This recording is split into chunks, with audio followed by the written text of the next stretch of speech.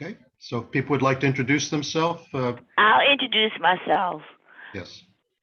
My name is Marlene Watts. I'm a caseworker for Children's Specialized Hospital, and I work with families and children who are in need of resources, many different kind of resources, and I guess I do a little bit of everything. But I help. Terrific. The main thing is I focus on families and children who are in need. Thank you for joining us. We appreciate it. Thank you. Good afternoon. My name is Maritza Williams, and I'm the Director of Intake and Brief Services with Disability Rights New Jersey, which is the designated protection and advocacy system for persons with disabilities in the state of New Jersey.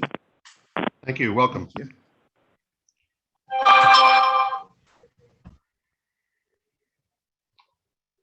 Hi, I'm Liz Fortunato. I work for Medicaid, the MMIS operations, and I was part of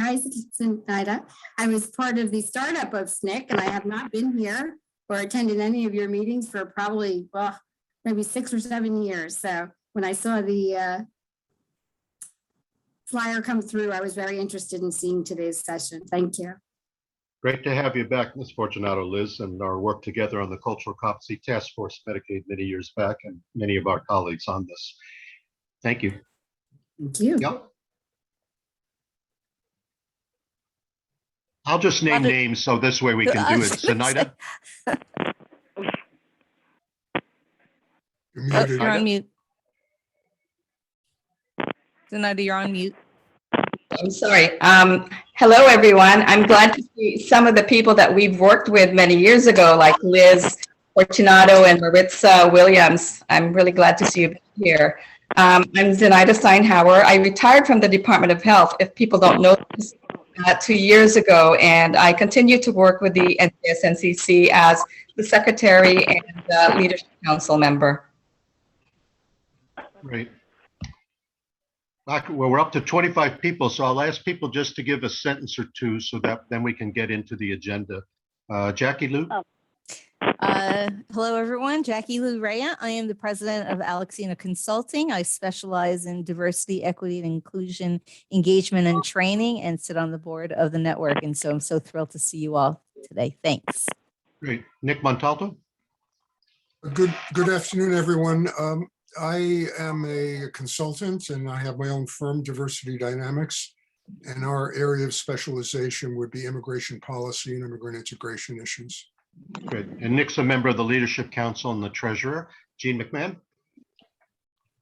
Good afternoon, everyone. I'm Jean McMahon. I'm also a member of the Leadership Council, and I work at SPAN Parent Advocacy Network as the Senior Director of State Projects. Great. And our vice chair, Enola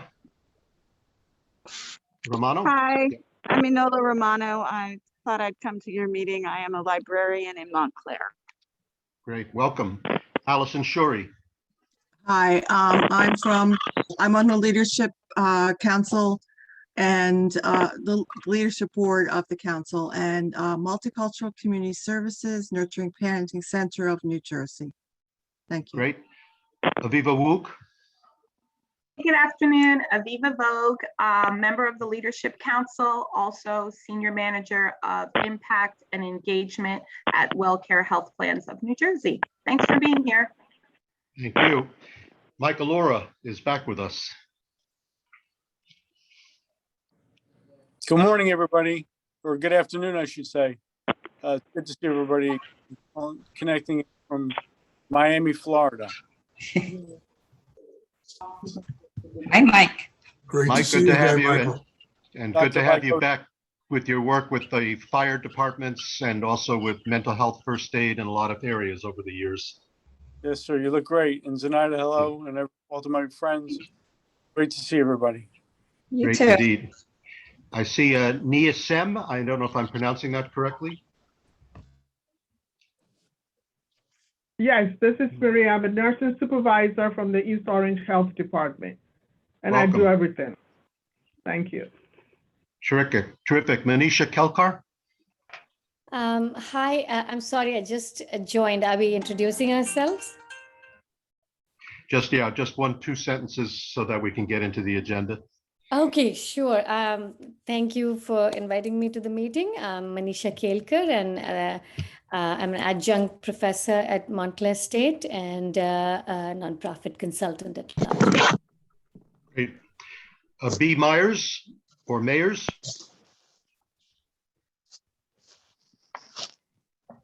Good afternoon, everyone. My name is Brendan Myers. I'm from the Department of Health, Family Centered Care Services Unit. Thank you for having us. Great, welcome. Brenda Crespo?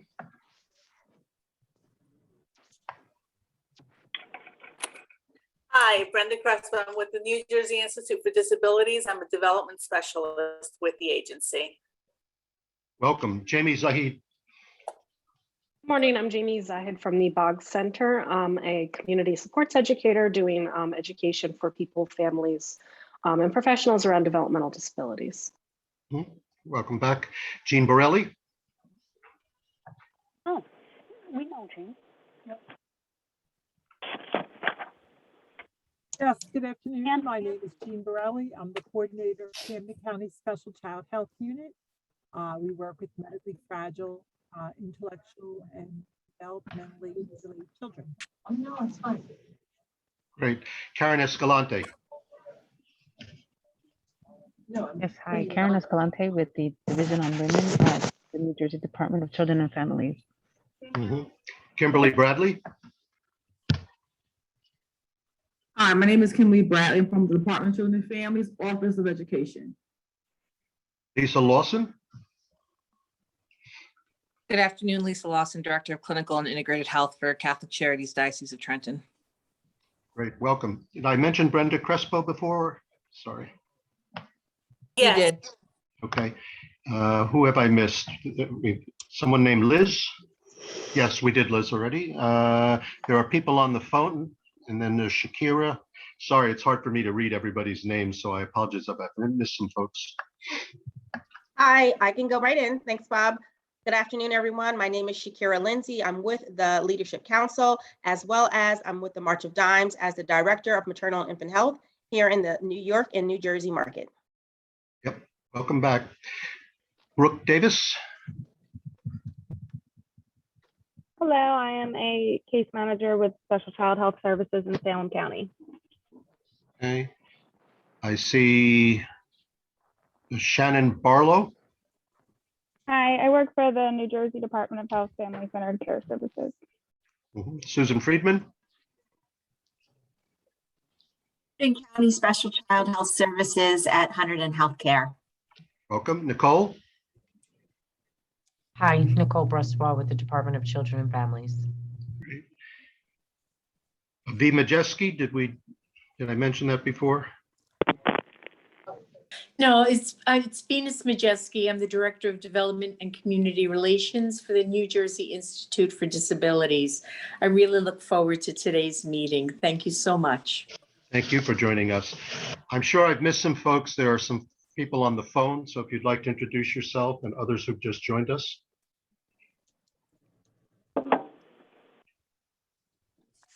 Thanks, I'm good. Okay, well, why don't we get started? We're really pleased to have people here. I'm a family physician, retired from Rutgers Robert Wood Johnson Med School. And let me go over our agenda today. It's a very full one. And there's more information about the network is available at our website through the New Jersey Department of Health. We are going to start off with a TED Talk relating to the important subject of adverse childhood experiences and resilience, which I think will be very engaging and will lay out the issues that will then set up a presentation by Dwana Young and Jean will be introducing her from the Office of Resilience at DCF. And then we'll have a chance to talk about those very important issues relating to the New Jersey ACEs plan. And then we're very pleased, Nick Montalto will be introducing Congressman Andy Kim who will be talking about efforts to combat prejudice, discrimination, and violence directed at AAPI and other marginalized communities. And this is a follow-up to several webinars that are posted on the website relating to dealing with anti-Asian racism, people's own experiences and stories, and some of the policy issues that need to be addressed. And then the rest of the meeting, we will get back to regular business, talk a little bit about the roundtable we had with various leaders in different New Jersey governmental agencies, some planning that we'll be doing with regard to an upcoming retreat. And we really hope people who are visiting with us today will want to get actively involved with the network. We've been around for almost 20 years now, I think, coming up, Zenaida. And to our knowledge, we're the only continuing statewide network dealing with cultural competence, linguistic competence, health equity issues of this sort. If you can put in your contact information into the chat box, then we'll be able to continue working with you. And again, please keep yourself muted if you would through the program unless you're speaking. If you have comments, feel free to add them to the chat box. So at that point, I'm going to turn the program over to Jean and Jackie regarding the TED Talk. And I'll just set that up by saying that the speaker is Dr. Nadine Burke-Harris, who's a pediatrician and is actually now the current Surgeon General of the state of California, who has devoted much of her work to increasing people's awareness about adverse childhood experiences. They've produced documentary films, one called Resilience, and we've used this TED Talk with our medical students in the past to raise awareness about the impact of the ACEs, not only in children, but really lifelong into adulthood in terms of the many comorbidities and issues that can develop. So I'll turn over the program now to other folks. Thank you, Bob. This is Jean McMahon. I will be sharing the TED Talk now. I believe it is about 10 or 12 minutes long. So without further ado.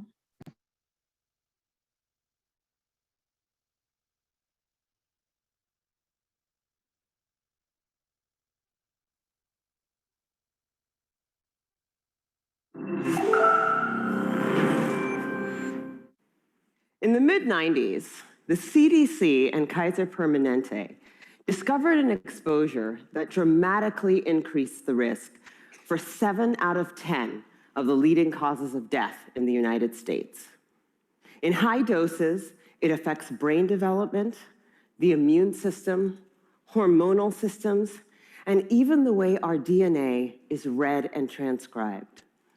Folks who are exposed in very high doses have triple the lifetime risk of heart disease and lung cancer, and a 20-year difference in life expectancy. And yet doctors today are not trained in routine screening or treatment. Now, the exposure I'm talking about is not a pesticide or a packaging chemical. It's childhood trauma.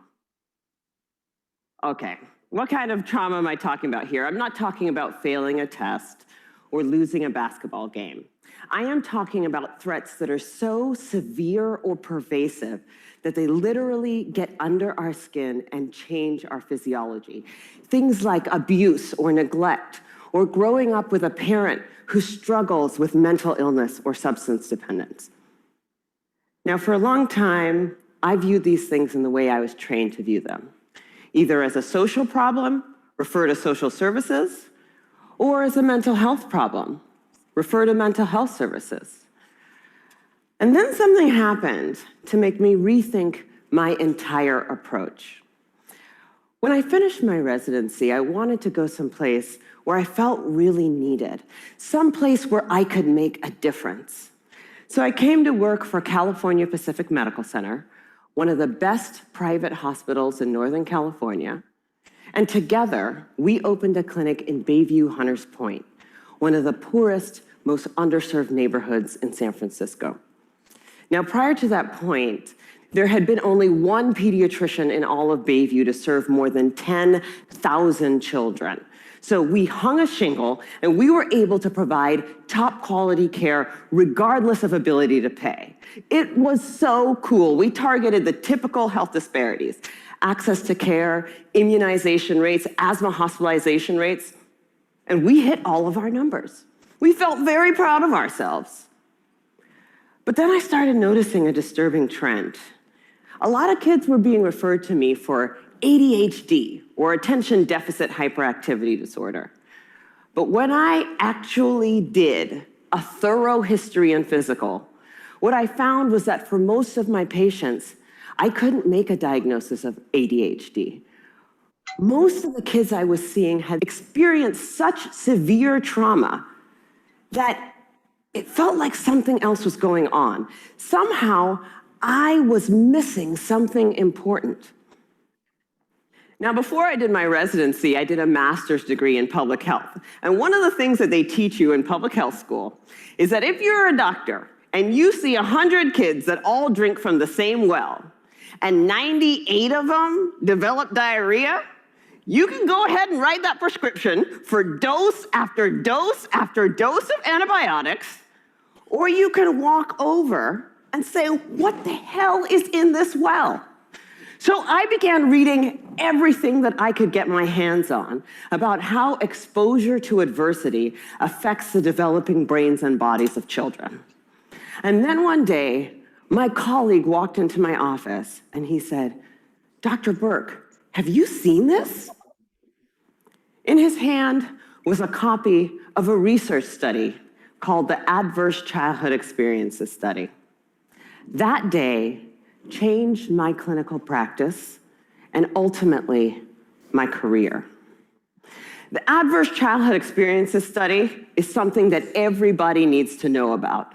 It was done by Dr. Vince Felitti at Kaiser and Dr. Bob Onda at the CDC, and together they asked 17,500 adults about their history of exposure to what they called adverse childhood experiences. Hi, this is Marvin. Who am I speaking with? Those include physical, emotional, or sexual abuse, physical or emotional neglect, parental mental illness, substance dependence, incarceration, parental separation or divorce, or domestic violence. For every yes, you would get a point on your ACE score. And then what they did was they correlated these ACE scores against health outcomes. What they found was striking. Two things. Number one, ACEs are incredibly common. 67% of the population had at least one ACE, and 12.6%, 1 in 8, had 4 or more ACEs.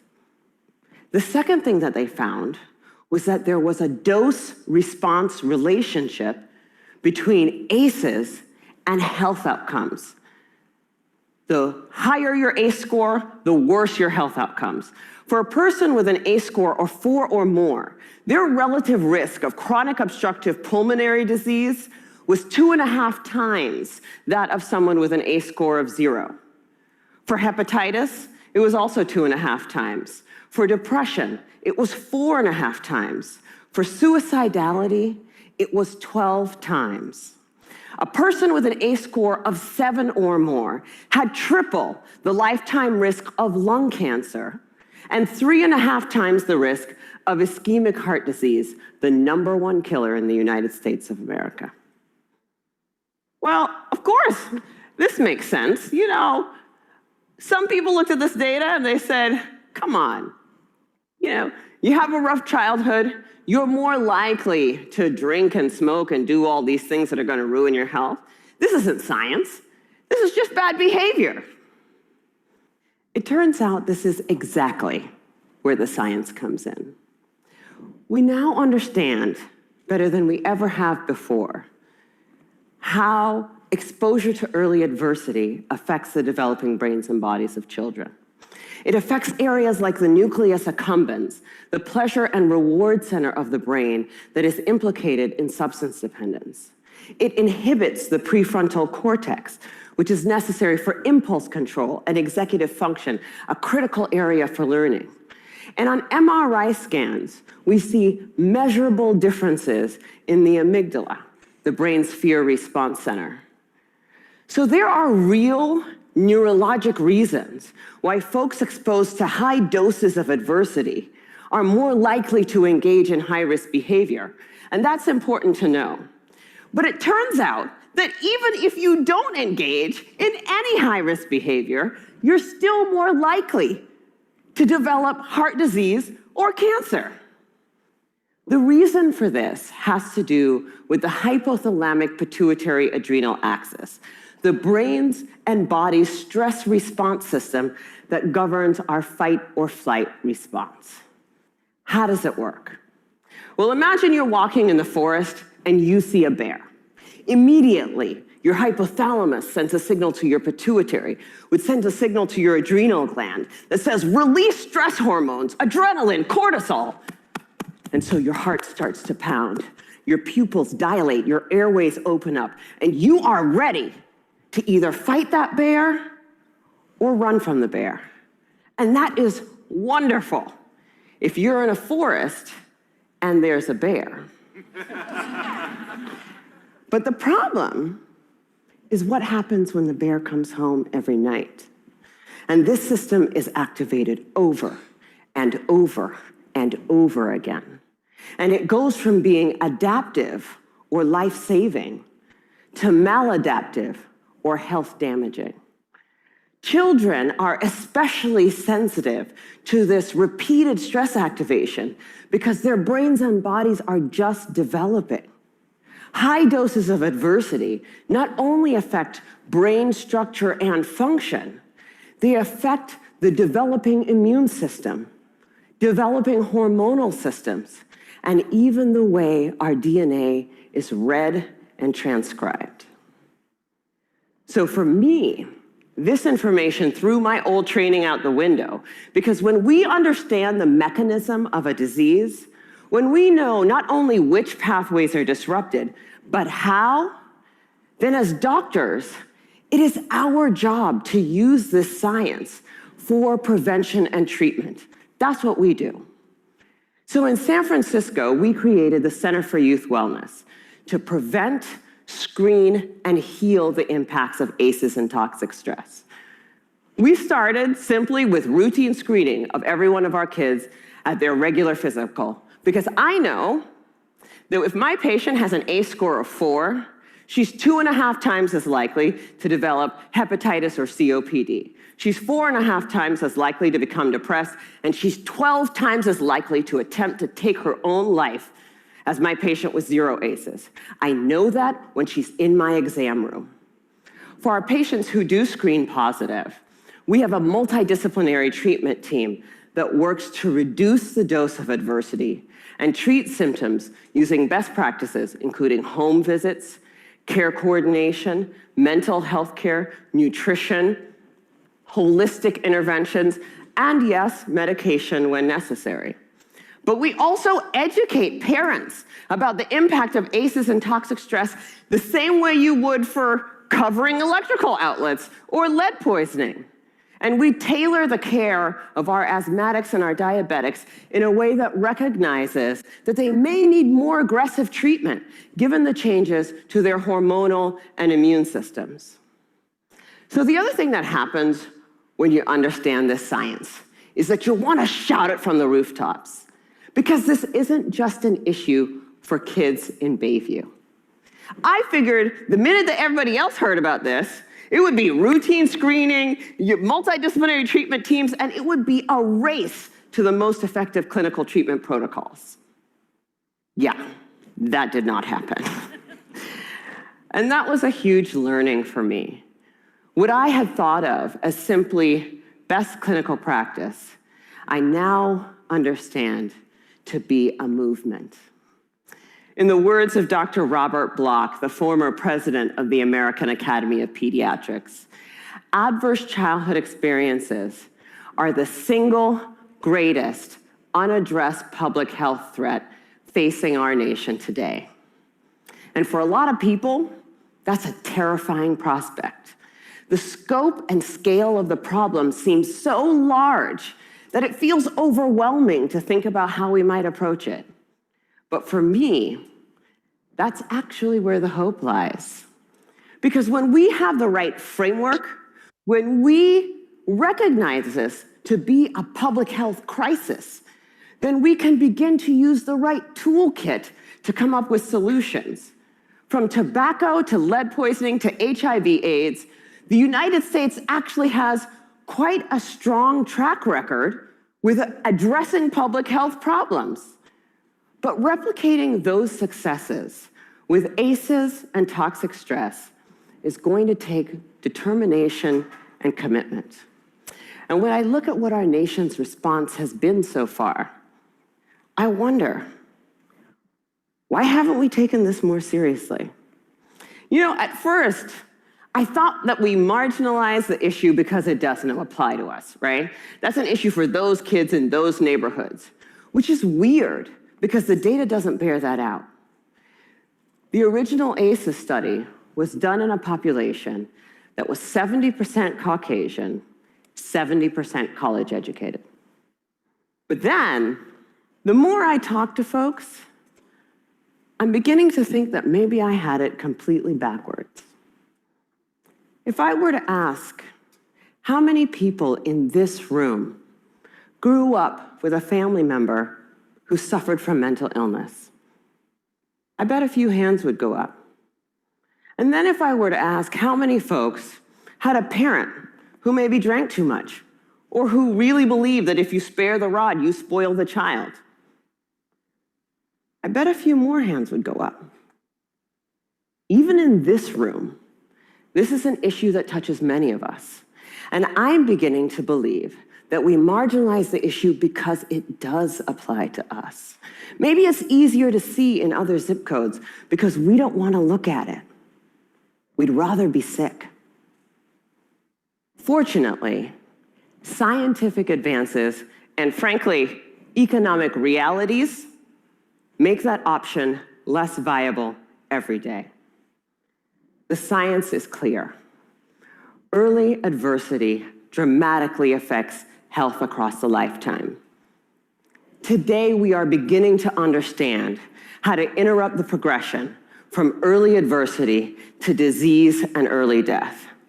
And 30 years from now, the child who has a high ACE score and whose behavioral symptoms go unrecognized, whose asthma management is not connected, and who goes on to develop high blood pressure and early heart disease or cancer will be just as anomalous as a 6-month mortality from HIV/AIDS. People will look at that situation and say, what the heck happened there? This is treatable. This is beatable. The single most important thing that we need today is the courage to look this problem in the face and say, this is real, and this is all of us.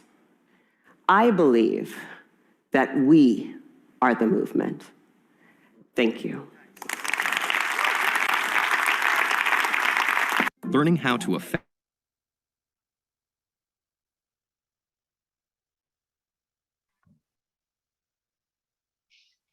So, wow, what a powerful video indeed. We can take a few moments to try to debrief this. Ms. Young, Dwana Young, has not yet been able to join us, so hopefully she will. But in the meantime, I'm curious about people's reactions to what they saw and heard, and seeing the diversity of the organizations represented. I think what Dr. Harris spoke about directly relates to a lot of our work. So let me open that up.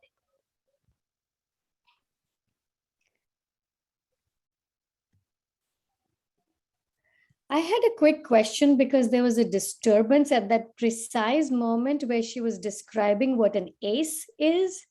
Could someone please, who heard it better than me, quickly explain what an ACE means? So the ACE refers to the adverse childhood experiences, and it's okay. So it's basically an assessment of traumatic events that have happened to an individual during their childhood. So that can be anything from child abuse, domestic violence, neglect, cycling through the system. By the system, I mean Department of like childhood services, depending on where you're located. But that could also include things like being exposed to not just abuse, but also things like lead poisoning, the fire burning their house down, hurricanes, the current impact of being displaced. If we think about the Afghan guests that are currently being housed somewhat at one of our military bases here in New Jersey, and the impact that's having to the children being displaced and removed from their country of origin. So there's just, a lot of those experiences and how they sort of present themselves as trauma now and then as a comorbidity into adulthood. So that's kind of like in a nutshell what ACE is. I don't know if anybody wants to add to that, but Yeah, no, thanks for describing the acronym. I wasn't sure what that stood for, and so I was a little confused. So thank you. It's about childhood experience, adverse childhood experience. Thank you. And Aviva, you added something in the chat. Maybe you'd like to share what you wrote there for people who can't see it.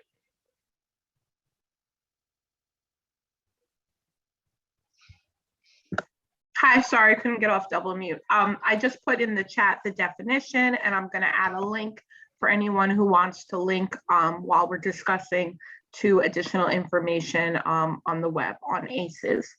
I do have one quick comment just to open it up to those with expertise far greater than myself.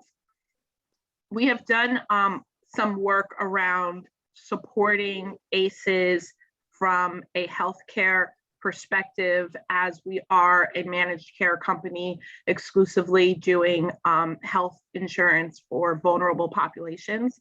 And in several discussions, we've talked about how ACEs is an assessment done in childhood or for those adults, when they're referring back to their childhood, but wondering if there is something that is the same type of assessment for folks who may want to look at how those adverse experiences have affected adult life and how are those captured, and if anyone has any experiences or knowledge or anything about continuing to assess those experiences if they happened in your adult life, how would that be something that can be discussed or referred to in the healthcare space? Thanks. I don't mind taking that. This is Lisa Lawson again from Catholic Charities Diocese of Trenton. So it's a very good question. I'm not sure if you are familiar with the CCBHCs or that's certified community behavioral health clinics, but essentially one of the things we're looking at with children when we're completing those assessments is a number of assessments, including your ACEs for children.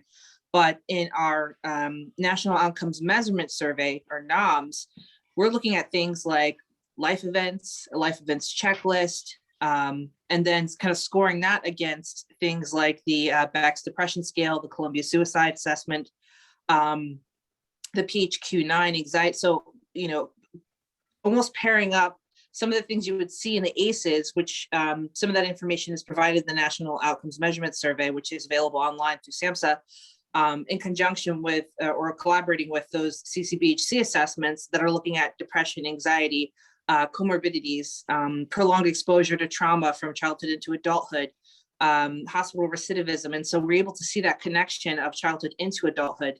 And, oh, okay, great. So the CCBHCs have been exceptional in finding that connection with childhood adverse experiences and then adulthood comorbidities and both acute and what seems like first episode mental health diagnosis or first episode substance use diagnosis, and then learning that it's because it had not been addressed in early childhood when there was a loss of a family member or a loss of housing. Oftentimes, again, when we're looking at ACEs, therapists, professionals, we may be looking at things like a mental health diagnosis or an ADHD diagnosis, but neglecting to look at other impactful events that are collected in the ACEs and would present in adulthood, like transitional housing, prolonged homelessness, lack of access to food. I know Rutgers did some research years ago on the impact of lead poisoning for children in New York City, and how that impacted learning, which of course, learning deficiencies can lead to self-esteem issues into adulthood. So there's a lot of research out there, but I would say, to keep it simple, start with the CCBHCs, the Certified Community Behavioral Health Clinics. Each year, I think the National Council is the one that releases the CCBHC annual report, and there's just a wealth of data there about the connection between ACEs and some of the comorbidities and mental health and substance use diagnoses that we see later on, or that are established later on, even if it's the first episode for adults in life. I hope that answered your question. It did. It gave me a ton of other stuff to look into. So thank you so much, Lisa.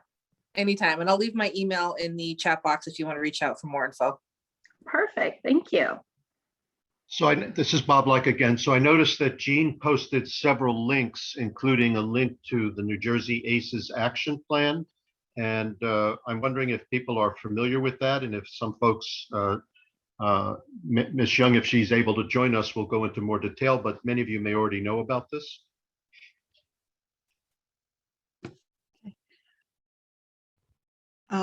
Bob, we use the ACEs here at the Nurturing Parenting program in conjunction with the Adult Adolescent Parenting Inventory. We give all our clients the ACEs survey as well as the Adult Adolescent Parenting Inventory, and we use those two tools together to teach parenting skills to parents who have experienced ACEs, and to mitigate the ACEs that may be occurring in their own children's lives. That's great. Is anybody else making use of ACEs in their organizations? Yes, that is something that, oops, I keep turning my camera off, helps with my internet connection, but that is something that Catholic Charities Diocese of Trenton and a number of agencies in Trenton and Mercer County are utilizing. If any of you are working with Perform Care, they are likely also using the ACEs assessment for home visits for children up to age 17. So it is pretty common to use. Another resource to look into on the results of using those ACEs is the Trenton Health Team. They have a number of initiatives in Trenton and Mercer County, New Jersey, that are specifically using ACEs for supporting data, for grant funding that support data for maternal child health research. So THT, or Trenton Health Team, is also another good resource to use. Mm-hmm. Well, this is Jackie Lou Ray. I am so impressed, first of all, by the wealth of knowledge that is on this Zoom right now. So thank you all so much. I do have a question. I'm sorry if I missed it, but I would love to know if school systems are using ACEs, because all these traumatic events are very impactful. You're talking about at home. Alcoholism, abuse, loss of home. But what about bullying? I'm curious to see what work, if anyone on the line is familiar with that, because I know that is kind of a silent trauma that sometimes parents and caretakers don't even know, and it happens at school. So anyone can able to comment on that for me? Hi, this is Nicole at the Department of Children and Families. We house the Office of Resilience, which is doing trainings right now statewide on adverse childhood experiences. That's where Dwana works. And so there has been quite a bit that's been done. Our executive director of the Office of Resilience, Dave Ellis, has been training the NJEA, many members of the NJEA, on ACEs. And so it is being incorporated into the schools quite a bit. And we recently launched a campaign, Actions for ACEs, that is geared towards teachers or educators as well as law enforcement officers. So I'll leave some of those links in the chat for everyone. Thank you very much. Since you've mentioned resilience, I just wondered if we've been talking about one side of this, which is the adverse childhood experiences, toxic stress, but what is meant by resilience?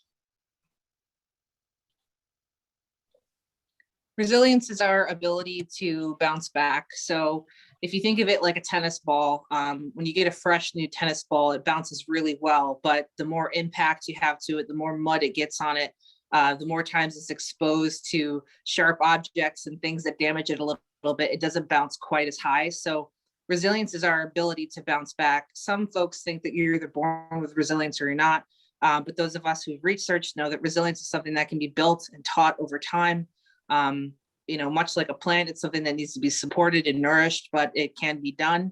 Resilience is certainly something that is directly linked to things like academic success, social success, psychosocial success, and then success later in adulthood. Success being defined as the ability to meet normative behaviors for a particular age range. I hope that answers your question. Thanks. And my understanding also is that besides individual resilience, the whole idea of the role of family systems, community supports as buffers helps to create, if you will, a type of psychosocial immunity to the ACEs that exist. Certainly, close-knit families that are able to rely on immediate and extended family, for example, if a home is taken down, let's say during Storm Ida, are much more likely to be able to bounce back from a traumatic environmental event, as opposed to someone who is already at risk for homelessness and has now lost their housing and does not have access to those families. So it is important, as you said, to have that family and that community. And sometimes community can also include, I think somebody said they were from DCF, it can include access to those resources. So resilience and access to resources plays a really big part in people's ability to reach that sort of homeostasis once again after an event has occurred. Great. I want to ask Mike Allura a question, if he doesn't mind my putting him on the spot, because he presented on the many years back on culturally competent fire service delivery and prevention. And you often dealt with traumas relating to fires and disasters and things of that sort. And I'm wondering how this presentation plays into your work as a first responder. Thanks, Dr. Luck. Actually, it's interesting listening to this. It brings back the time when I really was discovered that the work that I had done in developing a post-fire plan for dealing with victims, we never really had a formalized plan for that.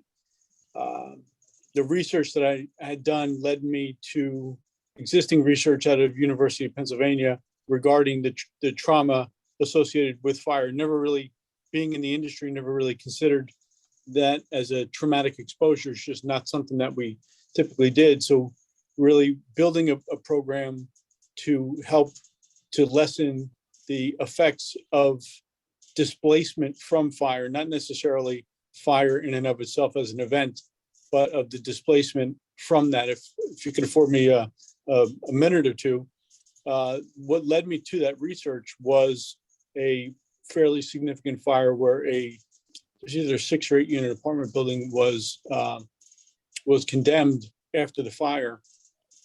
And I had run into the occupant of the fire apartment, and she was living in one location. The oldest child was living in a separate location, and the youngest child was living in a third location while she was searching for adequate housing because the kids were enrolled in school. And this is just not something that I had ever given any thought to once the fire was out. So there is a significant amount of trauma that is associated with the disruption of family, disruption of schools, disruption of services, housing, all those different types of things. So it really is very applicable to the industry.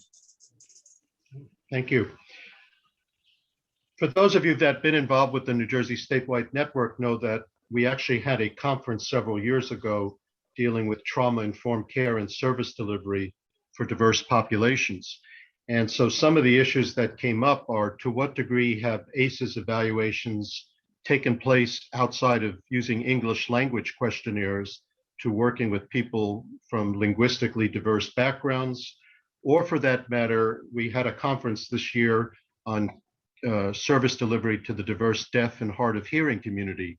So how do we look at ACEs for people from different cultural and linguistic backgrounds with different types of communication skills And I'm wondering if anybody on the call has experience or thoughts on that.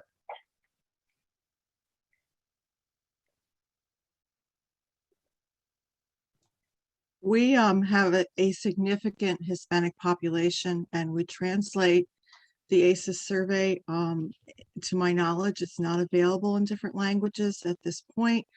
And if it's another language, we will have it translated by an interpreter. But we do administer it to all people that we serve. It doesn't seem to be a problem to translate it as long as the translators are competent. Thank you.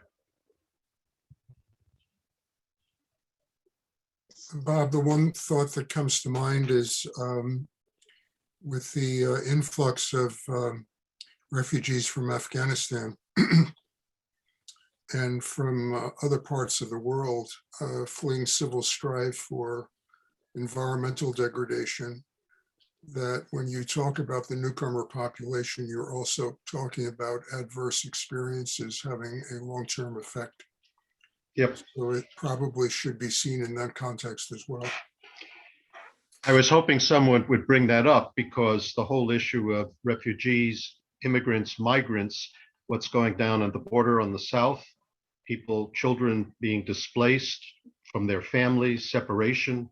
One of the Kaiser Permanente came out with an issue brief where they went back to interview care providers working with different immigrant communities, and the long-term effects of those sorts of relocation traumas and displacement traumas are absolutely profound, as well as the fears that people have about deportation, dislocation, xenophobia, and all the isms and stuff that I think that Congressman Kim will also be speaking about, that racism itself in its different incarnations is another form of adverse childhood experience, not for children alone, but for many folks. And so in the wake of all the discussions about racial health equity and racism, sexism, ageism, and all of that, there's a lot more things I'm seeing coming up in this literature about that.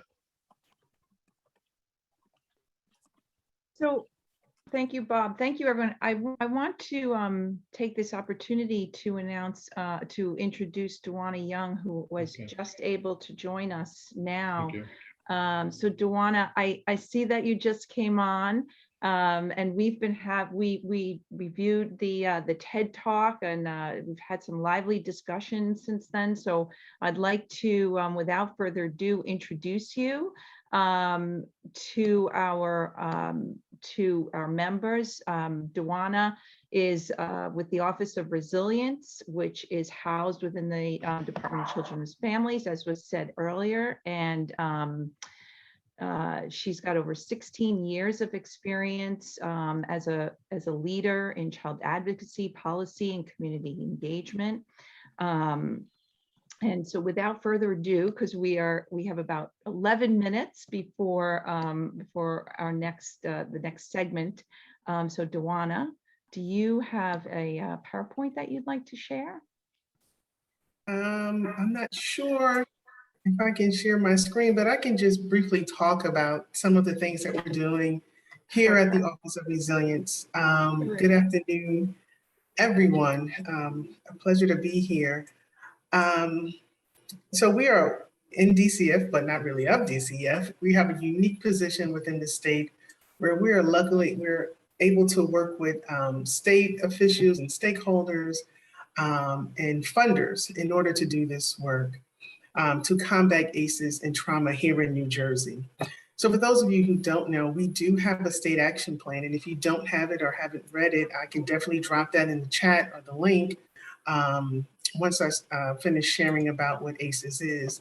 And so I can just talk briefly, give you some background just about what ACEs are, because I did hear you talking about the refugees that are here in New Jersey, and I'm most certain that those children involved are experiencing some traumatic experiences as they were housed at some of our military bases. So what we do know about ACEs is that what happens do you do create markers in the body in terms of those traumatic experiences. And ACEs also, as we know, it is a major public health crisis here, not only in New Jersey, but nationwide. And there was a study that was done by Drs. Vince Valetti and Rob Anda that included about 17,000 folks. And they assessed a number of things from maltreatment to abandonment and neglect and abuse.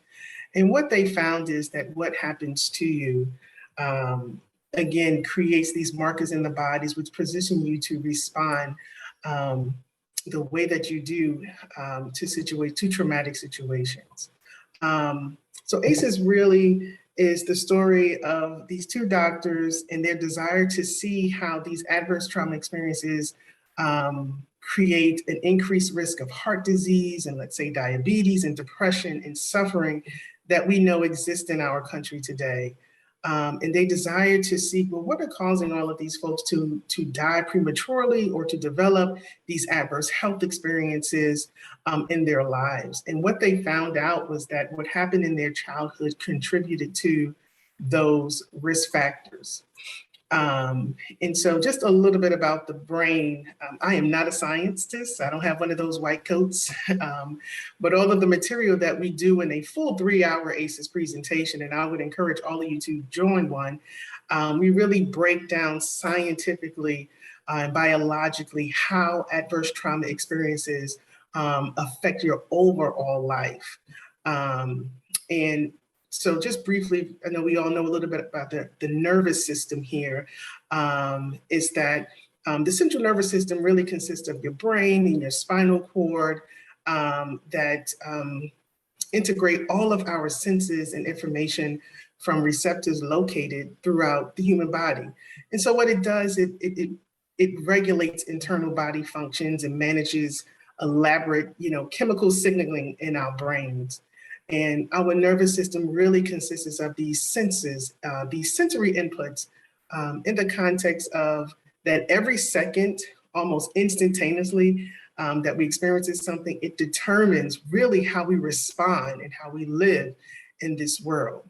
So as you know, our bodies are just creative and just magical in a sense. And so they create these effects that help us process how we transport information, and again, how our bodies respond to it. So if you can just think about those families that are out those centers at our Air Force bases, everything happening around them is contributing to an adverse experiences, and their bodies are signaling and responding to them in only ways that they know how to respond to situations. And just to give another example of, we call it in ACEs, adaptations versus expectations. And everyone adapts to what we consider dangerous or adverse situations differently. Like a child can adapt to dangerous and stressful situations in the world, but may not sustain the patience. He or she may not share from another child who's been born into a more subtle, let's say, community. Let's think about our kids, let's say, who have been home for 19, 20 months for COVID. We all have kids who've been home, I'm assuming. And what we know is that when they return to school, they are not going to be able to sit in their seats, remember to raise their hands, because it's not something that they've done for almost 20 months. And so those experiences, those adverse experiences and milestones were missed while they were home. And just so you know, we're doing a lot of work with teachers. So what they know is that when those kids return to school, we shouldn't have those expectations that the children can sit and learn and raise their hand like they normally should, because they've been home for 20 months. So we have to reteach those things. So what we know is that also with ACEs, that some things can be taught in terms of how to adapt, in terms of how to respond to situations. And, we look for support from the community to help mitigate those traumatic experiences. And that's really what the state action plan is. And we have 5 core strategies and what we try to use to mitigate those traumatic experiences in communities. be it from high crime, be it from intense drug use, be it for just lack of resources. And, we have some desert communities in terms of food equity, and a number of things. And so we have a strong core team of 4 right now because we've lost 5. What we're doing is reaching out to folks in the community and really asking them, what is it that you need in order to heal your community? Because we don't have the answers. You have the answers. I'm born and raised in Hudson County, so I don't know what Mercer County needs in order to mitigate some of their experience there that caused trauma. So we take an intentional approach to reach out to those community members and to those community organizations to tell us what we need to help them help themselves. Because essentially you all have the answer, or your organization may have the answer to what your community needs. It is not, the Office of Resilience is not an office that really goes into places and spaces to say, this is what you need in order to mitigate trauma in your community. And these are the resources that you need in order to do that. We go in, we talk, we network, we have conversations, we tell stories, and then we learn from each other. What is it that you need to combat some of those things? And before I came in, I heard you talking about race equity and race issues. And that is one of the things that we do talk about in some of those meetings. Because really, in order to reverse some trauma in communities and really move towards self-healing communities, we have to have some crucial conversations. And some of those crucial conversations and hard conversations cause us to have to talk about race and race issues here in New Jersey. And I've been doing a lot of that specifically with our Native American community. It has become a strong passion and interest of mine to reach out to the natives here in New Jersey. We have a number of tribes. At the end of the day, whose land are we on? And I've been able to learn a lot. And the Office of Resilience have been able to go into those communities and work with them, along with the Division of Civil Rights, to help mitigate some of those issues that they have been experiencing for a number of years here in New Jersey. So in policy-wise, we're looking at a number of things here in New Jersey in order to affect change. And so we're just excited about the work that we're doing. I was trying to keep it at 11 minutes to be to be respectful of your time. But I can drop any information that you need to know about the ACE study, about our 3-hour training, which I would encourage all of you to attend. It is quite intense. You may be triggered when you attend one of our sessions. And it really is to show you, to help you learn more about you and learn more about your worldviews and why you respond why you respond the way that you do. It will also be beneficial to anyone who has staff who work in the community, so that they can have increased shared empathy with folks that you may deal with in the community. Let's see, before I forget, we do have a website that I'll also drop in the chat, which is where you'll be able to find those trainings and any and everything happening about ACEs here in New Jersey. Is listed on our VLC, which is the virtual learning community. It is the PACES connection site. It's a New Jersey specific, but it's also connected to a national site. And when you go to that page, you'll also see our most recent posted position paper regarding the ACE assessment. I'm not sure if anyone here is familiar with the ACE assessment. We see the ACEs assessment as a conversational tool, not a diagnostic tool. It is meant to improve the connection and the communication between practitioner and patient. Again, not to diagnose that particular patient being seen by the doctor. It's just so much going on here in New Jersey, and I'm just excited to share about it. And I'll drop, again, all my contact information in the chat if you have any questions about anything that I have shared today. And I'll definitely update you on an up and coming free, I should say, 3-hour training that we're having surrounding ACEs. It's just so intense. It's not enough time to really get into it, what it really means and entails. But I'll tell you that from my last stage session of a number of students from King University walked away excited and on fire, being trained in ACEs and really ready to do this work in our community. So I'm open to any questions if anyone has any. I know I threw a lot at you. Well, thank you so much, Dwana. If there are any questions, please put them in the chat because we do have a full schedule for the remaining hour. But thank you very much, Dwana, for joining us today and for for the wonderful presentation and the information and the resources and the information about the training. We really appreciate your time. Feel free to stick around for the next hour. At this point, I'd like to turn it over to my colleague, Nick, for the next introductions. Well, hi, everyone. It's really a great privilege and honor to welcome Congressman Andy Kim. We thank him greatly for taking time out of his busy schedule to join us today.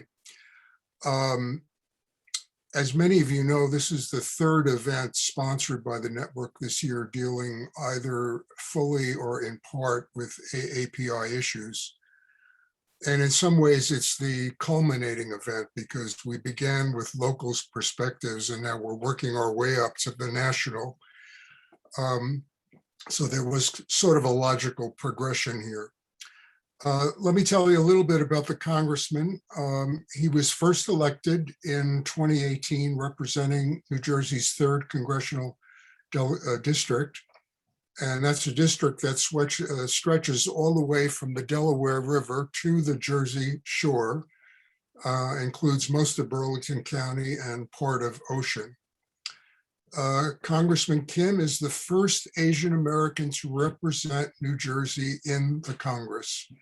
And he's also the first congressman of Korean descent in the nation's history. Over the last 2 years, as violent attacks against Asian Americans have intensified, he's played a leadership role in finding ways to counter and combat these very disturbing developments. Congressman, we truly appreciate your joining us today. And let me just tell you what I'm planning to do. I'm trying to make this as interactive as possible.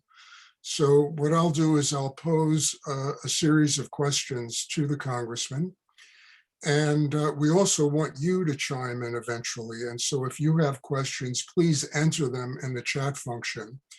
And we'll set aside maybe 10 to 15 minutes at the end for your questions. So I'll begin with mine and then we'll go to yours. May I begin, Congressman, by simply asking you if you could share a little bit about your own background and your own experience growing up as an Asian American? Would you, do you mind sharing us a little bit about your family? Yeah, happy to. Well, thanks so much, Nick, and thanks to everybody for inviting me. I know we wanted to chat before, and I'm glad we were able to make it work. So thanks again for letting me be a part of this. I'm the I'm a son of immigrants. So my mom and my dad came from Korea. They immigrated over. My dad, in particular, I often kind of tell his story because, he's someone who was, he was born with polio. He was abandoned by his parents. He was, kind of left to fend for himself, lived homeless on the streets of Korea, and really kind of left to just kind of rot there. But he was able to get some help and found himself a way to get an education, and America took a chance on him and brought him in. And my dad, who grew up without parents as a polio survivor, ended up getting a PhD in genetics here in America. And I often tell that story because it's really the underpinning of this story about where do I come from and why does my family believe what we believe. I was born in Boston, grew up here in Jersey. I am proud to be able to be the congressman of the district where I went to kindergarten and where my young kids go to kindergarten. So this is just a really real blessing. I grew up mostly in communities that did not have a very large Asian American population. And I kind of always sort of understood my race and ethnicity as being not white and not Black. And, you know, and I think there was always sort of a challenge there. And I think we still see this to this day, just about, you know, where does the Asian American community fit in? What does the Asian American identity actually mean? I think therein lies some of the challenges that we face, like this model minority myth, this idea that all Asian Americans are successful, that they are quiet and hardworking, keep their heads down, don't make waves, and that's the way to be successful.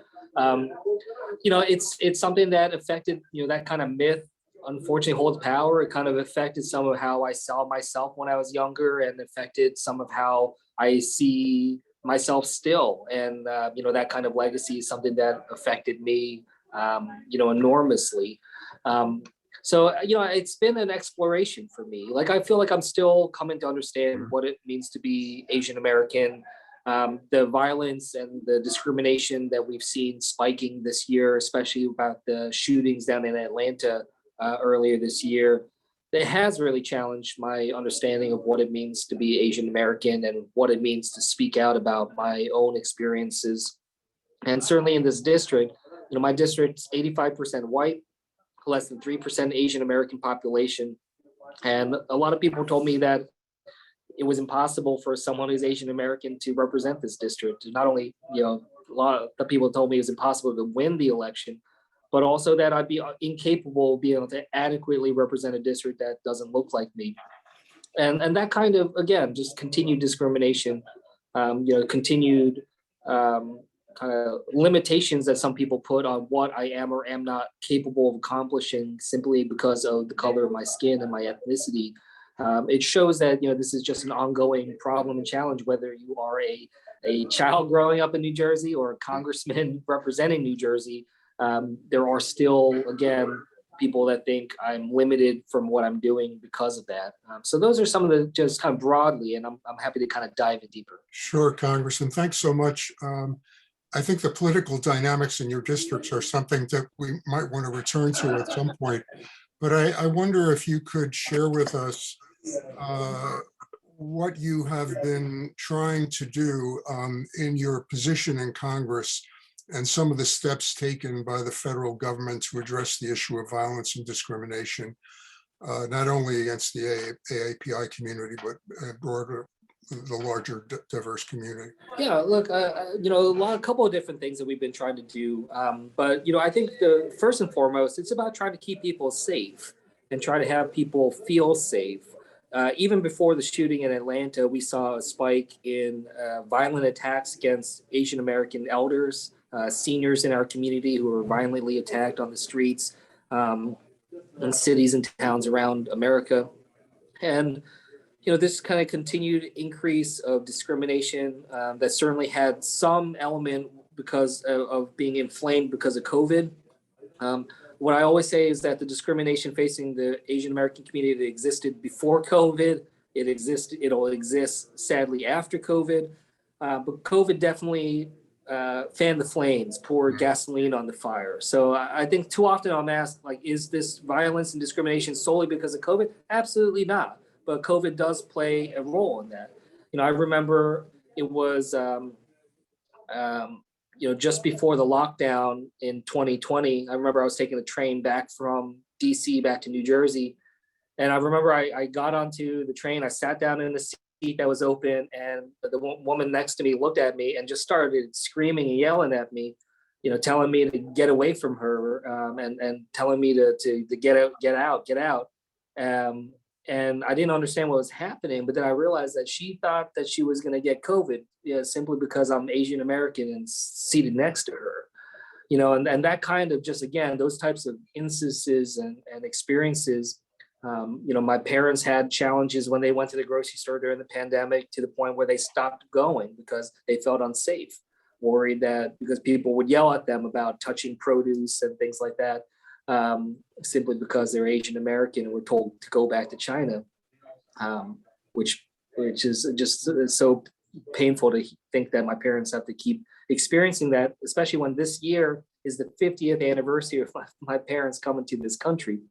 So, those are some of the things we're trying to address, that violence, try to help people feel safe, try to educate and inform public officials, including law enforcement and others, about the challenges and also the nuances of discrimination that faces Asian American communities.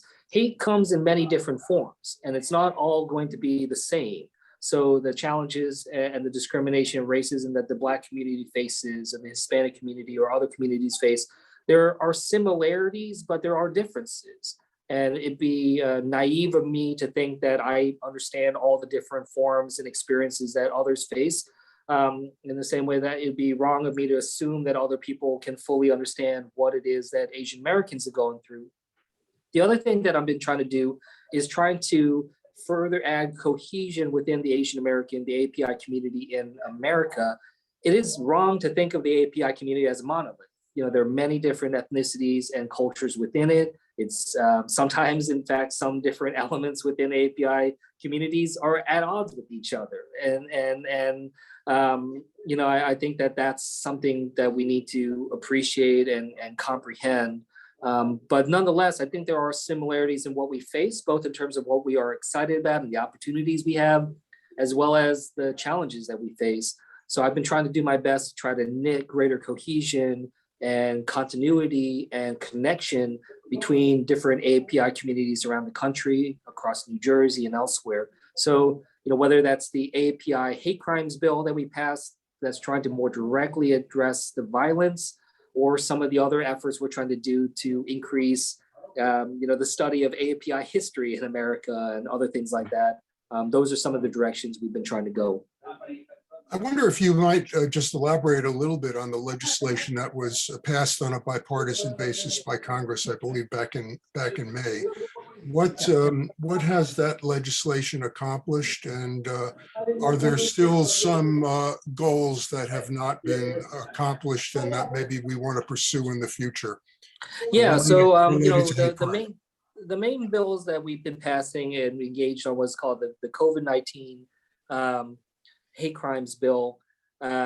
This was one that certainly has elements that are addressing the API community, but it's also more broadly about just hate crime investigation in this country, trying to add additional resources to be able to address this, trying to better prepare state and local municipalities to understand the nuances of potential hate crimes, especially when you have a community that has limited law enforcement or judicial resources. They may be stressed or stretched or unable to address some of these complex issues. So trying to have the DOJ, the Department of Justice, play a bigger role in connecting with different communities, both in terms of getting ahead of the curve in preparing them, as well as also being able to have the resources there if they need to pursue any particular issues going forward.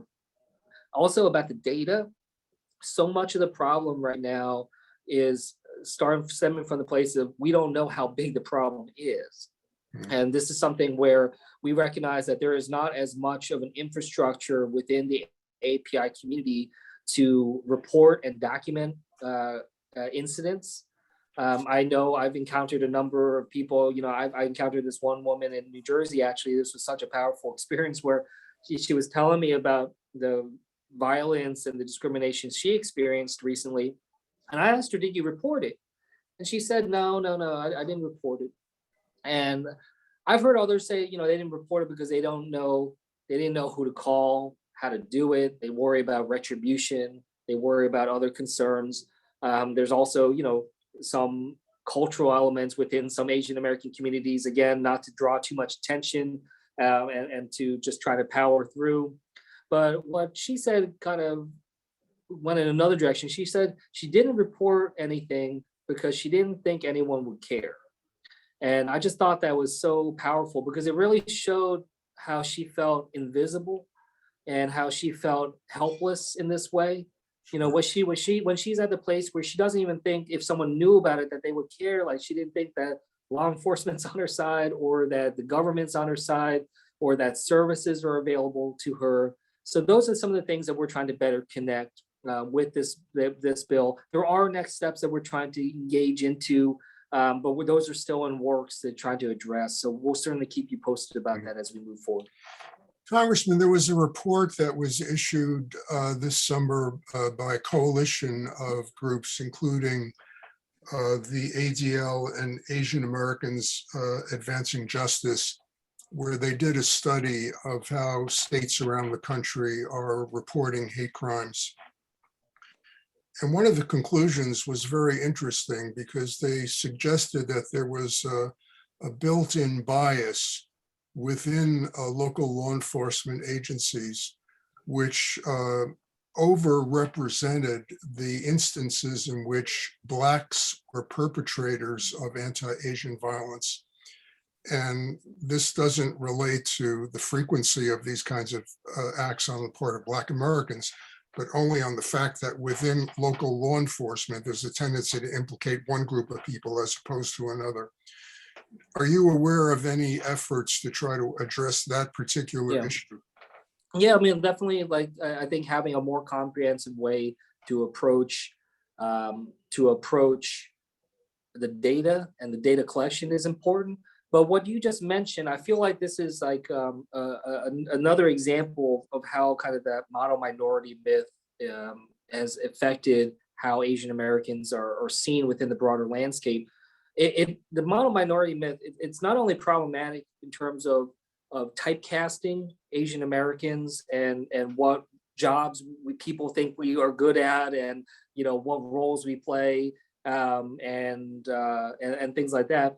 But it also often is utilized to pit the Asian American community against other minority communities, and saying that, like, this is the way that a minority community should operate on, and therefore you have the tools that you need for success, and if you don't succeed, it's your own fault. And that kind of pitting against each other in the past has caused conflict and tensions that we still need to be mindful about. So it's important that, again, we stand up against hate in all forms, and that we really explore what it means to be strong allies and what it is to build a wide coalition that's trying to address this comprehensively. So, that's certainly something that I want to be a part of. Great. I know that you're a member of the Asian American Caucus in Congress, and I'm wondering to what extent that group meets frequently and whether they have developed a common agenda that you will be pursuing in the future. Yeah, we meet very frequently, and we're trying to address a number of different issues, stemming from Asian American representation in the government. I used to work at the State Department and the federal government, experienced challenges there. There was one instance that I often talk about where, I was a career government official at the State Department. I worked in Afghanistan. I had top secret security clearance, but one day I came back to my office in DC, and there was a letter on my keyboard, and I opened the letter and read it, and my jaw dropped, because what the letter was saying is that it told me that I was now banned from working on issues related to Korea because I'm Korean American. And it was just shocking to me because I wasn't even trying to work on issues related to Korea. That was not my job, nor that was what I wanted to do. But it also just made me feel that I didn't have the trust of my employer, which is the United States government. That the idea that I put my life on the line for the country in Afghanistan, but came back home and realized that while I was in Afghanistan, risking my life, my country was investigating me proactively because of my last name. And I get it. I have a last name that is the same as an axis of evil dictator. I get it, But look, I was born in America. I don't even speak Korean very well. I passed numerous security clearances before to get the job, but that kind of just built-in discrimination, it made me feel disrespected. It made me feel like my country didn't think I was 100% American, and that way I can only work on 95% of things because I'm 95% American or something like that, and it was hurtful. And sadly, I'm not the only person that experienced this. Asian Americans in the State Department are disproportionately affected by these types of restrictions. We're trying to address that. And I worry about it going forward because honestly, if you look at sort of our big global challenges, oftentimes, when we talk about the problems that we face in the world, that sentence ends with the word China. I think there's a growing concern about, our competition with China. And there's a lot of rhetoric that's being utilized that's casting this as if it's a new Cold War. And I do worry that as a result, that could very well create sort of a new era of xenophobia in this country if we're not careful. We have to remind ourselves that the last time that the United States found itself in a great power competition with an Asian nation, we interned Asian Americans, Japanese Americans in this country, we interned American citizens in this country. Not saying that that's what we're going to do again, but we have to be mindful about our history and mindful about what we consider to be American and loyal. So this Asian American caucus that we're focused on, it's addressing issues like the violence, the hate crimes. We're addressing issues about diversity within our government, but also thinking about it in terms of just broadly about our foreign policy and how our actions when it comes to China, how that could have unfortunate repercussions here at home, and how do we try to avoid that? And I should add to folks that, and if you haven't said it already, is that you've been very instrumental in calling attention to these issues within the diplomatic corps during your period of service as a diplomat. Yeah, that's right. I want to just, excuse me, Congressman, I just want to remind folks that you can pose a question in the chat function, and if you like, please do so. Okay. Sorry, Congressman, please continue. No, look, no, I was just saying that I'm the only career diplomat in Congress. In terms of working there in a non-political way. I was not a political appointee. I worked my way up from the bottom, and as a result, I saw the experiences and challenges. I saw that from when I first showed up at the State Department my first day, and as you go around the halls, I recognized that there are not a lot of people that look like me, and certainly amongst the senior staff at the State Department, there have been very few Asian Americans that have attained any significant leadership role there. And we see that right now. We have no cabinet secretaries in the United States that are Asian American right now, despite being over 7% of the population. We're just continuing to see underrepresentation in that kind of way, and that's something that I'm hopeful that we can address. And also just from a political standpoint, I told you earlier that a lot of people told me that there's no way that I can, as an Asian American, win this seat that's 85% white in a district with less than 3% Asian American population. But look, I hope people see my ability to win this seat as a recognition that Asian Americans, we can win, and we should be able to represent areas not just that are Asian American heavy in this country, but we have every as much right to represent parts of this country as anybody else. And again, it's that kind of questioning of just, what am I capable of representing, whether that's in terms of in Congress or at the State Department. I continue to feel, get this bias, even at the State Department, people ask me, not to say, even in Congress, people are just like, oh, like, surely you're working on the Asia Committee and things like. They're just assuming that I have certain interests and certain biases and certain integrities. And the last thing I'll just say is that, look, it's important to keep this conversation going, and I'm glad you are doing this because there was a lot of attention after the shootings in Atlanta. There was a lot of attention during the Heritage Month in May, but what we need to make sure we're doing is building this kind of attention in a sustained way. So often you'll see a spike of attention and then it'll dissipate in this country. And for us to kind of have that kind of change, it's important. I referenced the fact that a colleague of mine on the floor of the House of Representatives, sitting U.S. member of Congress, I remember he pulled me aside when we were on the floor, and he's earlier this year, he said, "Wow, crazy what's happening to the Asian American community." But then he kind of patted me on the back. He's like, "But the pandemic's over, almost over. Everything will go back to normal." And this is a sitting member of Congress. I'm not going to point out who, but it shows that kind of unawareness to the depth of the challenge is pervasive. And if people in power and in control and in government don't recognize that there's a problem, then you can't count on them to solve that problem because they don't even see it as a problem, right? So I feel like part of my job is to try to educate and inform my colleagues, people in the administration and elsewhere, Attorney General Merrick Garland and others. I've been doing my best to try to explain and educate as well as press, and make sure that we're getting the kind of attention we need in a sustained way. We have a question here that I think serves to underscore what you just said. So let me just read it to you. This is from Manisha Kelkar.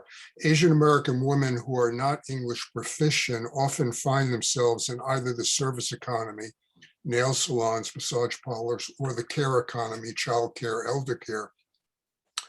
Both very low paid jobs in environments that are dangerous or oppressive, unable to advocate for themselves for fear of employer retaliation or losing their livelihoods. How can you advocate at a national level for regulation of these informal industries so that Asian American women can avail of legal protections? Yeah.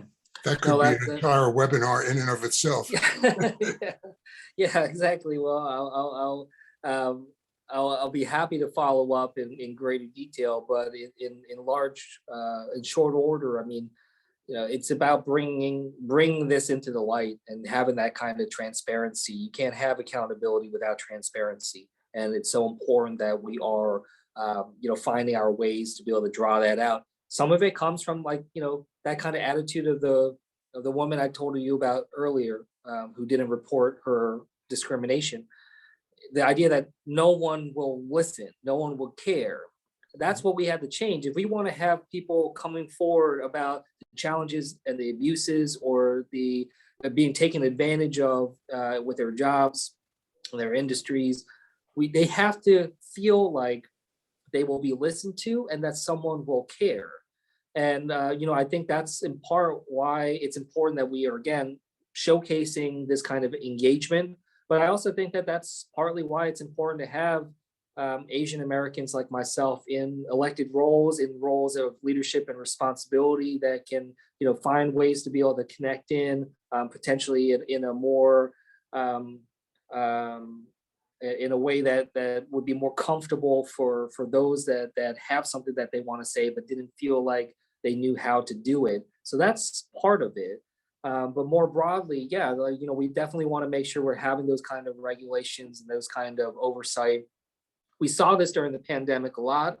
We saw the challenges of how Asian American businesses or workers were oftentimes disadvantaged in terms of getting small business loans or different types of help because they were either not as connected in with the business communities and or had the top relationships with different lending banks, or didn't always have, for instance, a lot of the early information about COVID and the resources and loans and grants that were available were not done in multiple languages. These were things that disadvantaged communities, and we're trying to find ways to kind of level that up. Thinking about this last question and the plight of women working in these types of occupations, it reminds me of the bill that is being negotiated now in Congress and the impact that it potentially will have on this population through the various legalization provisions that are under consideration. I don't mean to put you on the spot, Congressman, but can you fill us in on what's going on in Congress today and what are the prospects for a legalization provision in the budget reconciliation bill? Yeah, so I'm about to head down actually, like right after I hang out with all of you. I'm going to be jumping in my car and heading down to DC to take up the negotiations in person. This is going to be a pretty critical week, and I honestly can't predict the future about where things are trying to go. But I'm trying to remain hopeful and optimistic because we as a nation face a lot of problems and challenges right now, and I think we need to make sure that we're ready for the task. You're right, there are a lot of questions when it comes to immigration. I'll be honest, when it comes to immigration and issues like that, we are struggling when it comes to the budget reconciliation process and in terms of what is capable of being done through that mechanism alone. And this is part of a broader problem that we have that stems from the dysfunction of our politics right now. It's because we have a broken political system that basically any president has only really the budget reconciliation process to get major things done. This is not how our country should, it's not how our founding fathers designed our government.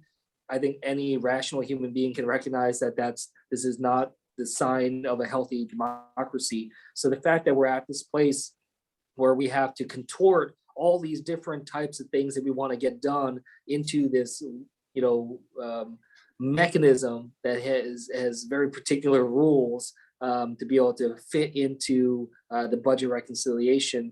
This is why it's being so difficult. And in particular, issues like immigration are exceedingly difficult to be able to do through this type of mechanism. And I wish we could actually just confront it as it needs to be done. So I will keep you posted about this as we're going forward about these issues. But suffice to say, look, I'm never going to sugarcoat anything to you all. We have a lot that we have to address. And so many of the problems that we face right now is a culmination of decades worth of kicking the can down the road. And a lot of the problems that we're facing right now, hopefully, we can try to just address them for what they are and actually be able to tackle them full force going forward. I think we've reached the end of the half an hour, but I'm going to just ask for one final question. Sure thing. And it kind of builds on the work that you've undertaken in recent years to address the divisions in American life and the polarization in our politics. We're in the midst of a strategic planning process here at the network. And one thing that we pride ourselves on is that we operate across many different service sectors, and we're addressing issues of equity and diversity across the board throughout American society. And I'm just wondering if you have any advice for an organization like the network as we continue with our strategic planning process as to how we can collaborate with other groups that are working on, to achieve similar objectives. Do you see a role for the network in this kind of expansive collaboration that people are talking about today? Yeah, absolutely. I certainly see that. For instance, one of the things that I've been working on over the last year has been trying to just, map out all the different groups in the AAPI world, in terms of what's operating at the community level, the state level, the federal level. And what I've come to see from all of this is how disconnected it is, how fragmented it is. And you have a lot of groups that are new, they got energy, but they don't always know what to utilize, how to best to connect and leverage their strengths. So a network like yours is one that's well placed to be both a connector as well as a mentor to some of these, emerging groups. And to whatever extent we can, I'd love to just keep in touch with you and collaborate where we can to be able to do this, because I think, again, you all have a philosophy that's very similar to mine about being, coalition builders and find ways to be able to keep, drawing that out and be able to do it in ways that are can continue to bring in diversity, continue to demonstrate that kind of representation. So I see a lot happening right now that I think not just in the AAPI world, but I think just in general, there's a lot happening right now across my community, across New Jersey, across the country on these types of issues that I worry about. How is it that we sustain this? And I know I talked about that earlier. I think your network can play a critical role in that kind of sustainment, because sustainment requires infrastructure. You need some type of social infrastructure there in terms of being able to sustain attention and sustain energy. So, I really do think that you all can play a really pivotal role, and I'm looking forward to getting to know you all better and being able to work alongside you to try to address this. Well, I know I speak on behalf of all of us in thanking you for taking time out of your schedule to join us. And I think we all look forward to working together in the future on issues of mutual interest. And thank you for those final inspiring words. Great. So, Thanks so much, everyone. I really appreciate the invite to chat with you and look forward to staying in touch. Take care. thank you. So I'll turn it back to you, Bob. That would be fine. Thank you, Nick. Thank you, Congressman Kim, as well, for inspiring and very informative presentation. So let me just take a few moments to see if anybody in the group who's still on have any reactions to both sessions that we've had before we get back to the usual business things. Comments and thoughts.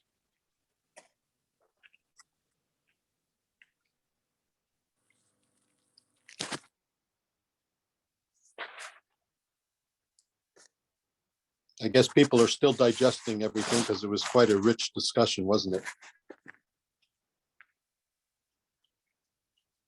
Bob, I really liked what he just said about being connectors, mentors, and being sustainers of the effort. I thought those were some really valuable concepts and terms. I think that's where we want to go. Mm-hmm. Thank you. Others? Well, I'll just, interject one thought.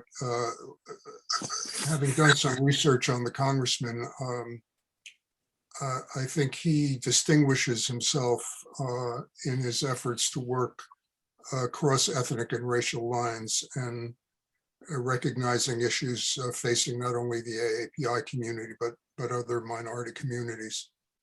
So to some extent, I think we are kindred spirits, and that he's someone that we should stay in touch with, because I think not only do we appreciate his work, but I think he appreciates ours. Mm-hmm. Do folks have thoughts about how we could stay in touch with him and in what capacity?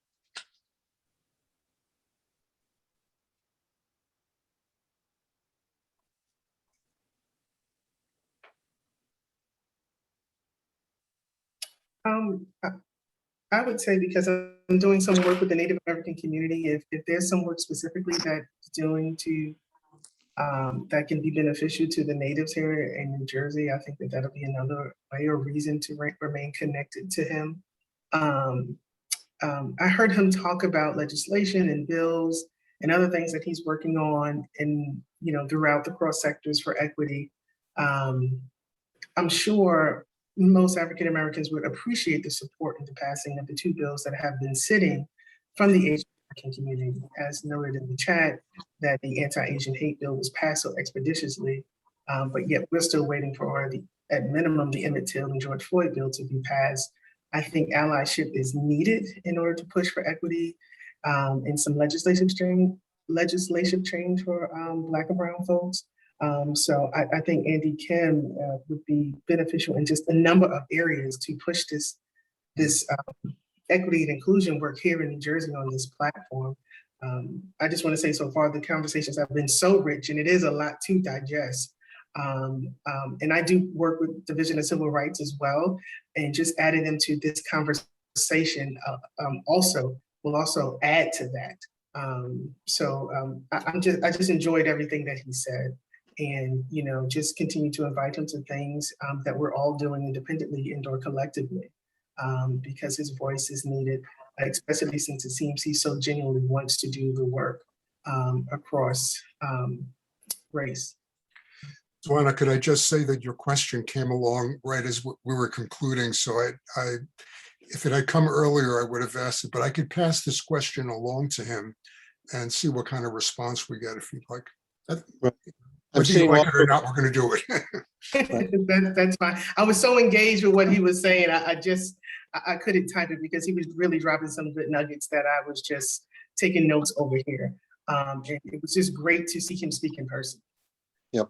There's this chat comment from Christy Antwibusioko. I apologize if I'm mispronouncing it. Would you like to mention that verbally, or do you want one of us to read it?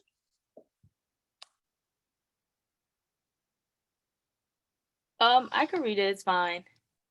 So I'm a second year medical student, and it was just awesome just sitting in on the conversation, just kind of listening.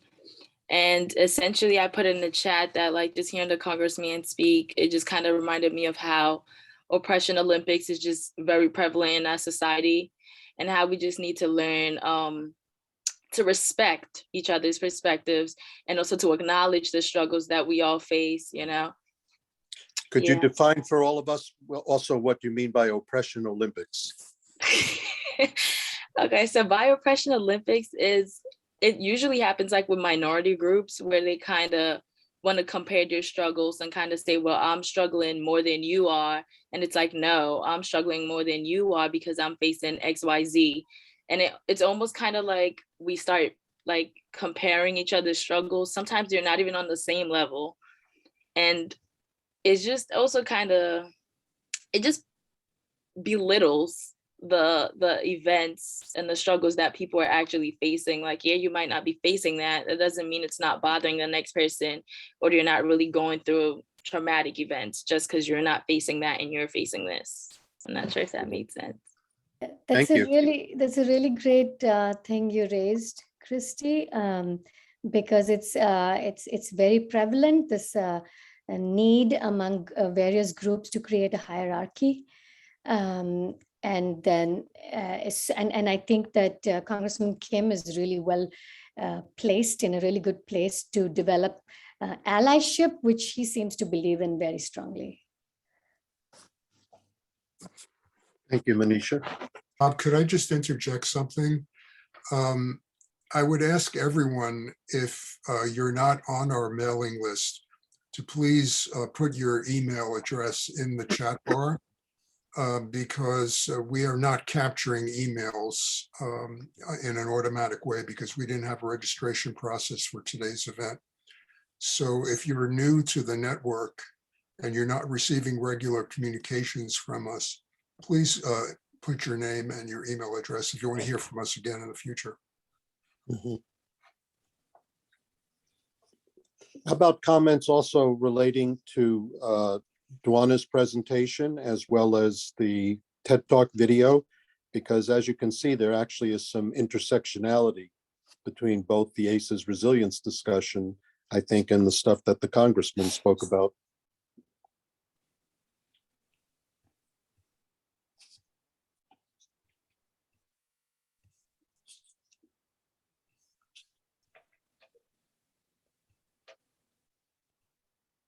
I, for one, Smaritza here. This was, I have to say, meant to be. The information that I heard today is just invaluable. Working in the protection and advocacy area for persons with disabilities, that whole ACE is fundamental. I mean, I've gone to trainings where we were talking about making trauma-based decision and providing trauma-based services. But it's almost like if you don't have this part of it, which is to me the beginning, is the heart of it, looking at these things and how it affects children and how it follows through to adulthood health. We've known that for a while, but to have the science and the numbers behind it, and to have training available to cover that is just invaluable. So I'm really looking forward to that training and hopefully to have you, Dwana, speak to our group at some point. So I'll be reaching out. Right. Absolutely. And, if I had to suggest a book, because what we always say, it's not what's wrong with you, it's what happened to you. And if we look at it from that perspective, we can really have a better trajectory for change. And there is a book called The Body Keeps the Score. And if you read through that book, and it is quite detailed, but you'll have a better understanding about those imprints in your life that really affect your worldview and how you respond. And again, my information is in the chat, and it's all about network. I've been in a number of meetings, and people that say New Jersey is resource rich, but what is it? Poor when it comes to communication and contact. And we need settings like this to have the conversation and to network with one another so that we can help each other in this work, because it's only going to be better for the folks here in New Jersey. And I'm coming away with so many nuggets, and I'm looking forward to speaking to anyone here and everyone if possible on this channel. And just thank you for the opportunity. Thank you, Jeanne. Thank you as well. Just so folks know, we actually had a roundtable discussion where Mr. Dave Ellis joined a number of other governmental agency leaders from different sectors in public health, in human services, the Office of New Americans, the New Jersey Division of the Deaf and Hard of Hearing. And I think one of our hopes was to not only have the dialogue taking place interagency at the governmental level, but having folks like yourself, Dwana, to come to speak to us. And perhaps in the future, we can not only have a follow-up to this session where we could look into some of the best and promising practices in strengthening resilience and sort of the assets-based and not just a deficits-based approach, where we can take a deeper dive and learn what's going on, because today our awareness was raised. But I'm also reaching out to the other members of the Leadership Council and the meeting. Would it be helpful to have other people from governmental agencies do a presentation like Dwana did today, so that we can follow up on those very brief conversations at some of our future quarterly meetings?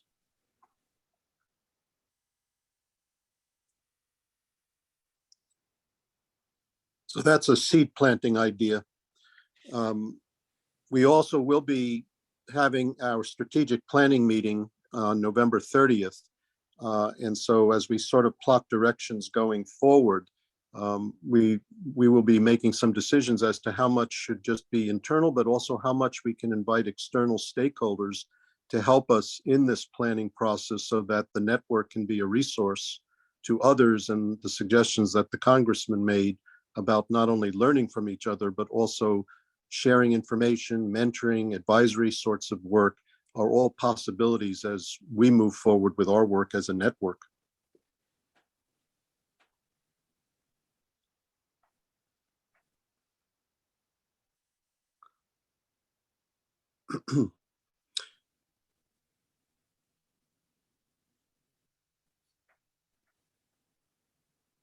Robert, do I send those invitations to you?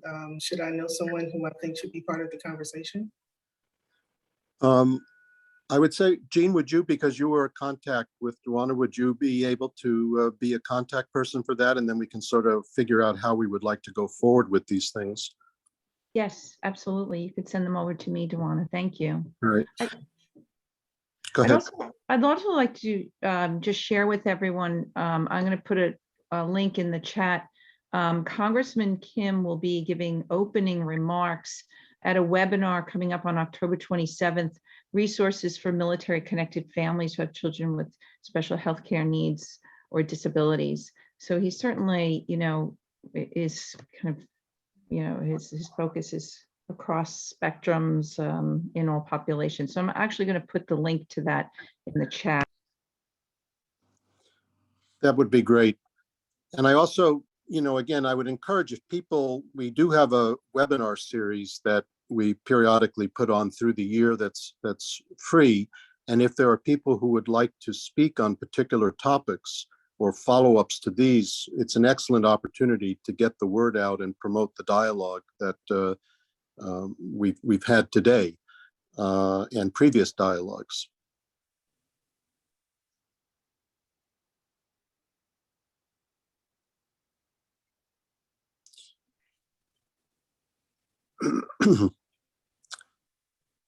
Thank you, Dwana. Thank you, Jean.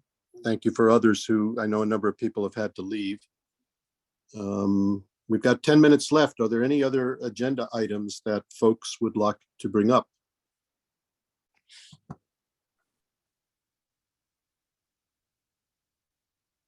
Actually, Bob, I think we've come to the end of the program. It was supposed to end at 1:45. Oh, was it? Okay. Sorry, I had the agenda listed 1:30 to 2 that I have in front of me, so I apologize. Okay, well, if not, we will let folks know about when the next quarterly meeting is. It will be scheduled, and I thought it was a very rich discussion, perhaps triggering because we were getting into lots of difficult topics, and there's so much to digest, but we'll continue doing our best to move forward. We're past 1:45, so Nick, we'll pull the plug on the meeting, all right? Bob, can I just say something? I know that there were a couple of case management units who were here today, some of the staff. So it's really great seeing them again. I used to work very closely with them. And I would like to thank Dawn Murrigan, who sent out all the information to the 21 case management units here today. So thank you, my former colleagues, for being here. I hope that we can collaborate more, in the future. Bergen County, Salem. I know, Susan Friedman was here and all the other folks out there. So thank you. Thank you so much. And of course, everybody, people that we've known before, Michael Alora, who's now in Florida, and Liz Fortunato, who used to work with us. Hi, Michael. In the very beginning, when we first, started with the network in 2002, it's really almost 20 years that I've been here with you guys. So thank you so much. And I hope that we can all, come together again to work on diversity, equity, and inclusion, issues in the future. And of course, Maritza Williams, who's been with us, in the very beginning of the network's history. Yep. Thank you. It just occurs to me, one important update. Zenaida, you'd heard back from Lisa Sari about the website, and maybe you could give us a quick update on that.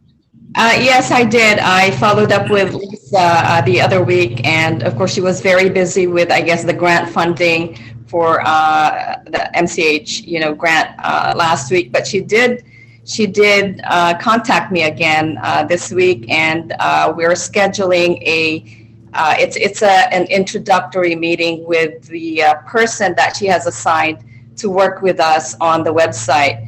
And so I've invited Nick to come, along to the meeting, and we will have a virtual meeting with her and Ngozi on Friday. It's this Friday.